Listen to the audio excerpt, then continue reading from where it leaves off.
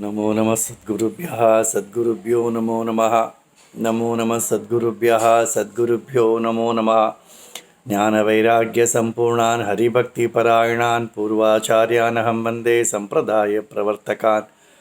भगवत्पादमाचार्यं श्रीमद्रामानुजं मुनिं श्रीमदानन्दतीर्थं च रामानन्दयतिं हितं श्रीवल्लभं च निम्बार्कं कृष्णचैतन्यमेव च ज्ञानेश्वरं तथान्यान् च पूर्वाचार्यान् स्मराम्यहम्। आचार्येष्वपि सर्वेषु तारतम्यं विना कलौ शुद्धं भागवतं धर्मं जग्राह प्रेमिको गुरुः। कलिकालान्धकारेण व्याप्तं भुवनमण्डलं विलोक्य कृपयाचार्यचक्रे वैष्णवसंहितां। हरे रामेति कृष्णेति नाम संकीर्तनं सदा लोकक्षेमाय कुर्वन्तं प्रेमिकं सद्गुरुं भजे। श्री अण्णा द्वारा विरचित श्री वैष्णव संहिता का 8वें भाग का 7वां अध्याय। श्री सद्गुरुवाच आलोच्य कलेर्दोषं नृणां दौर्बल्यमेव च संप्रोक्तं मुनिभिः सर्वैः श्रीपते नाम कीर्तनम्। ऋषियों ने देखा कि कलयुग आ रहा है, दोष से भरा हुआ कलयुग है, और लोगों को तरफ देखा, कलयुग में लोग भी दुर्बल होंगे, कोई साधना कर नहीं पाएंगे, दीर्घ आयुष्य नहीं होगा, अल्प आयुष होगा, बुद्धि भी कम होगा, धारणा शक्ति भी कम होगी। तो इनके लिए पर काल तो दोषयुक्त है, बल तो नहीं है लोगों में, तो इनके लिए क्या साधन देना चाहिए कि वे मुक्त हो जाए। तो उनकी तो आज ऋषियों ने हरिनाम संकीर्तन को ही साधन बताया। यत्र यत्र च तद्भक्ताः प्रेम भावेन संयुताः कीर्तयन्ति हरिः साक्षात् तत्र तत्र विराजते। भगवान ने कहा था नारद जी से, मेरे भक्त जहाँ गाते हैं, मैं तो वैकुंठ में नहीं रहता हूँ, योगी के हृदय में नहीं रहता हूँ, परंतु जहाँ मेरे भक्त कीर्तन करते हैं वहाँ मैं रहता हूँ। ऐसा नारद जी से कहा था ना। यही श्री अण्णा कह रहे हैं, जो प्रेम भाव से जो कीर्तन करते हैं वहाँ पर भगवान स्वयं उपस्थित होते हैं। न योगेन न यागेन तपसा न व्रतादिभिः प्राप्नुवन्ति कलौ कृष्णं नामगानेन केवलम। योग साधना हो, यज्ञ आदि हो, तप व्रत आदि हो, इनसे भगवान प्राप्त नहीं होगा कलयुग में, क्योंकि ये सब ठीक ठीक अनुष्ठान, इनका अनुष्ठान हो ही नहीं सकता। त्रुटियों के साथ अनुष्ठान करने पर फल कैसे प्राप्त होगा। तो इसीलिए कृष्ण को भगवान नाम संकीर्तन से ही पा सकते हैं। नाम संकीर्तन में त्रुटि हो ही नहीं सकता, क्योंकि कोई नियम ही नहीं है। नियम होगा तो उसे तोड़ते हैं मनुष्य। तो ऋषियों ने ऐसा साधन बताया जहाँ नियम नहीं है, सोते जागते बैठते गाते कभी जब चाहे तब नाम संकीर्तन करो। उसके लिए कोई दीक्षा की आवश्यकता नहीं है, कोई द्रव्य की आवश्यकता नहीं है। तो इतना सुलभ परम इतना श्रेष्ठ। तो कहते हैं ना, अल्प प्रयास होना चाहिए, फल तो अनंत फल होना चाहिए। ऐसा एकमेव साधन है हरिनाम संकीर्तन। ये ऋषियों ने और संतों ने हमें दे दिया है, हम उसका महत्व नहीं जानते हैं। नाम कीर्तन महात्म्यम कलिकल्मषनाशनम प्रकाशितमेवैते हवतीर्णा हरिप्रियाः। तो इस ऋषियों ने लिख दिया था, परंतु इसे मनुष्यों तक, लोगों तक पहुंचने के लिए ही ये हरिदास संत अवतरित हुए। नाम संकीर्तन की सच है, प्रथम कलयुग के संत थे, आழ்वार थे। द्वापर के अंत और कलयुग के प्रारंभ में आழ்वार थे। उन्होंने प्रथम नाम संकीर्तन का प्रचार किया। उसके बाद हर एक प्रदेश में, श्री अण्णा बहुत सुंदर कहते हैं, हर एक प्रदेश में संत उस प्रदेश की भाषा में संतों ने गाया। उस प्रदेश में एक भगवान की मूर्ति को उन्होंने लक्ष्य बनाया। देखिए ना, दक्षिण भारत में श्रीरंगम, ऐसे अनेक दिव्य देश हैं। आंध्र प्रदेश में तो तिरुपति बालाजी, भद्राचल रामदास है, कर्नाटक में उडुपी है, महाराष्ट्र में तो पंढरपुर है, तो गुजरात में द्वारका है, फिर नाथद्वारा राजस्थान में, हर बंगाल में तो चैतन्य महाप्रभु ने तो पूरी उड़ीसा, सभी जगह पे सभी संत अपने आप उस प्रदेश में आए, उस प्रदेश की भाषा में गाए और उस प्रदेश के भगवान को दिखाए। ये अण्णा का ही बहुत सुंदर यह एक विचार अण्णा ने हमेशा से अण्णा कहते हैं।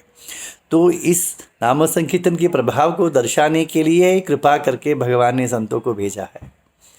कदाचित देवदेवस्य पांडुरंगस्य सन्निधौ नाम संकीर्तनम चक्रुः सर्वे भागवतोत्तमाः। श्री अण्णा ऐसा ही कहते हैं कि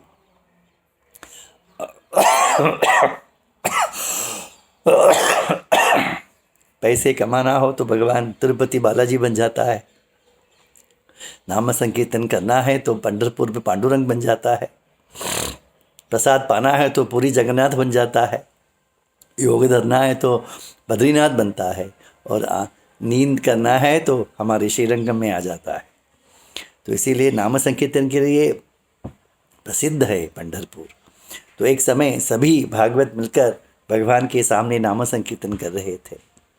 मृदंगम वादयामास कबीर दासो महामति हरिप्रिया जना देवी वीणया मधुरम चको। बड़े बड़े संत, एक वो स्वर्ण काल था, अनेक संत एक ही समय में थे।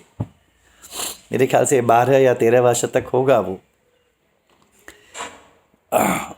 कबीरदास मृदंग बजा रहे थे, हरिप्रिया जानाबाई वीणा में मधुर गा रही थी।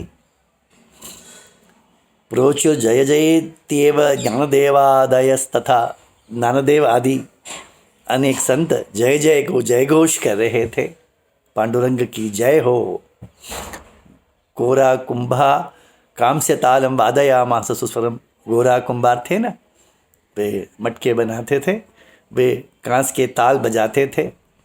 रागस्य आलापनम चक्रे राजदेवी पतिव्रता, राजा ही थी नामदेव की पत्नी, वो राग आलाप कर रही थी। मध्य तिष्ठन नामदेवो नाम संकीर्तन तथा, बीच में नामदेव खड़े रहकर नाम संकीर्तन कर रहे थे।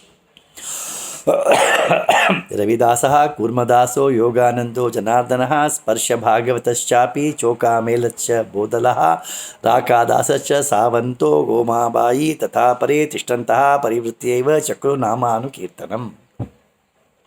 नामदेव पहले कहते राम कृष्ण हरि, तो उनके पीछे ये बाकी के संत राम कृष्ण हरि अनुवाद करते थे, नाम का अनुकीर्तन करते थे। तो रविदास थे, कूर्मदास थे, योगानंद थे, जनार्दन थे, स्पर्श भागवत थे, चोखा मेला थे, बोधल थे, राकादास थे, सावता माली थे, गोमाबाई, इस प्रकार अनेक संत नामदेव के पीछे नाम संकीर्तन करते थे।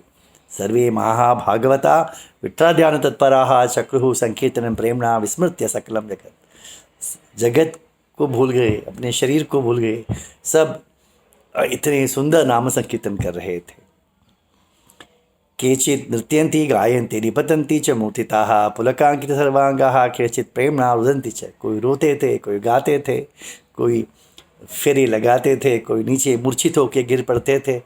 वो आनंद की क्या परिभाषा क्या है, वो अनुभव से ही पता चलता है। केचित् अन्योन्यम आलिंग्य प्रणमन्ति परस्परम केचित् भ्रमन्ति सर्वत्र परमोन्मत्त चेषितः। एक दूसरे को आलिंगन दे रहे हैं, भंवरे की तरह गोल गोल फिर रहे हैं उन्मत्त होकर। आवीरासि तदा तत्र तेषां मध्ये स्वयं हरिः नीलोत्पलदलश्यामः पीताम्बरधरः प्रभुः प्रेमभक्ति पराधीनो ब्रह्मादि सुदुर्लभः मन्दस्मितमुखाम्बोजः कोटि मन्मथ सुंदरः कठिन्यस्तकराम्भोजो नाट्यचक्रे श्रियपतिः अग्रतो नामदेवस्य मंजू सिंचितनूपुरः। तो पांडुरंग वहाँ पर अर्चा रूप में रह नहीं पाए, आ गए वहाँ से, अपना अर्चा समाधि को तोड़ दिया।